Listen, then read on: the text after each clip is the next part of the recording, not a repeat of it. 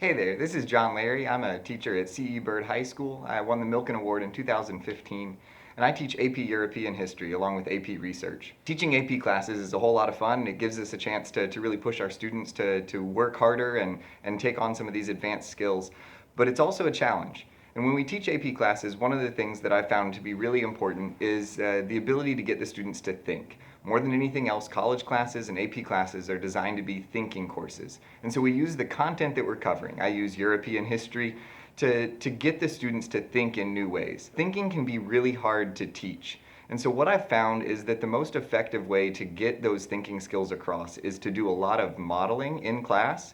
So we'll ask big questions, and then I will take the students through my own thinking while also pulling information from them, asking them more information, asking them to give some feedback and to think through the process. And I'm holding their hand as they go early on, and then later on in the year, I ask the big questions and they think through them on their own. These thinking skills like contextualization, understanding what else is going on around an event, or thinking about point of view of an author, of a primary source. These kinds of skills take a little bit of time to develop, and it does take a whole lot of modeling and constant reinforcement so that we can actually get the students to really dig into it.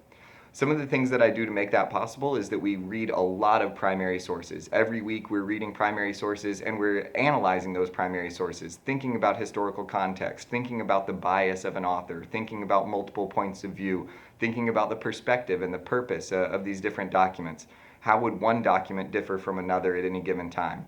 We ask these big questions. And as we're doing that and analyzing these documents, the students have the opportunity to work through this thinking process again and again.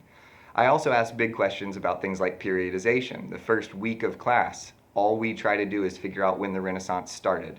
Now, to be able to do that, we have to have a lot of content, have to have a lot of information to know what's going on in the background, but then we're asking this big question, and historians still disagree and debate on this. When students start to realize that this is a class about thinking skills and we're using the content to develop those, it shifts the focus from memorizing a bunch of facts to understanding facts in order to supplement our thinking skills.